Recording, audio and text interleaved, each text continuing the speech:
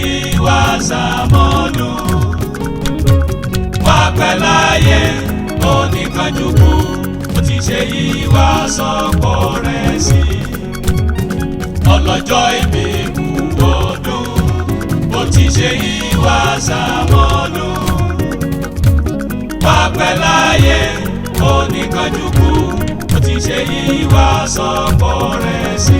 Ó ní ọwọ́ ní ṣáájú ojú àwọn àtẹlẹsẹ̀ wọn sì máa bẹ̀nù. Ilé ọmọ àkóró ọmọ tẹ́ni wùjọ̀wùjọ́. Ọmọ aláṣẹ járe lé ẹnìkan mi ẹja lọ bá aṣayẹyẹ. Òní gan ni Adéṣẹ́gun Muinat, Adébísí Àríkí Adé ń sọjọ́ bí ẹja kásọ kọ́rùn ẹja lọ bá aṣayẹyẹ. Ọmọ dára ó dẹjọ́ ẹwà rẹ̀ wúyàn. Ṣebí jẹ́jẹ́ ni wọ́n rú àrìn tegun-tegun lọ̀tá ń sáré.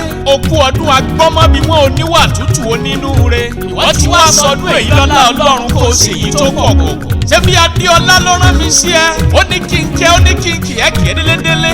Ó ní ẹjẹ́ àròjọ́ olóore káyọ̀ gbọ́mọ̀ mọ̀ wọ́n ro ti kàyẹ̀ láìdá onínúure. Ọlọ́run ọba òkè ilẹ̀ lólé ọlá ẹ̀ làwọn kan bínú sí ń gbọ́ kí ló ń pa wọn láyà lórí ọ̀rọ̀ rẹ̀. Arítẹnimọ̀ wí ni wọ́n ti fàpáàdì jẹ̀jẹ̀ bó tiẹ̀ mọ́lẹ̀. Adéọlá wọn lọ́lá Olódùmarè wọn ò ní kẹ́jú kú. Mo ní atẹ́rẹ́ ló bí alátẹ̀pẹ́ ọmọ Oòduà nífẹ̀ẹ́ lọ́lá Olódùmarè wá sì tẹ́lẹ̀ yìí pẹ́. Àpáàdì ní ṣáájú onífẹ̀ẹ́ lọ́lá Olódùmarè kíkú rẹ̀ ò ní yá kankan. Agbèdí elédìbọrùn báyé bá gbèdì rẹ kalẹ̀ ara ni wọ́n máa fi san. Ẹnbádìlá ló pè mí bò ń kẹ́lẹ́. Ọlọ́mọ aláṣẹ ọba ń kàǹtì mi. Ó ní Àríkí Adé èèyàn tí ò ṣe é gbàgbé láéláé. Ó ní abánimúlẹ̀ mọ́ dání ẹni ẹni ṣe. Ó láǹtí tí kì í gbàgbàkúgbà rárá. Ẹni Ọlọ́run ọba rán ṣáájú tèmi tẹ̀lé ni. Òyà wá níyà yìí lọ́lá Ọlọ́run ọba kẹjọ ṣèyí tó kọ̀kọ̀. Ọyá járe mọ́rú akéjáre lé bàbá rẹ̀ tó bí ẹ lọ́mọ. Ẹ̀gbá Abẹ́òkúta òjìnà débi ká wá wọ mọ́tò débẹ̀. Okú ọdún ọmọ àgbòrò ọmọ tẹ́ni wùjọ̀wùjọ́. Okú ọdún ọmọ ìgboro mọ kọ.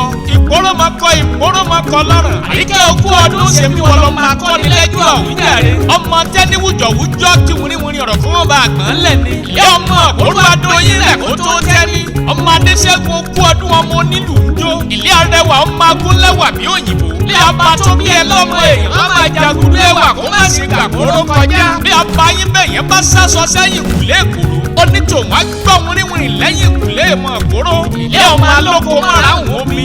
Okú ọdún ọmọ aboríṣu tó gbélé lébè. Ilé ọmọ abiṣu bàràkàtà lébè. Muinat Adébísí ẹwà tó mi lọ́lá ni mo sì máa pè ẹ́. Ẹ wá wojú tó ń ṣe jálọ.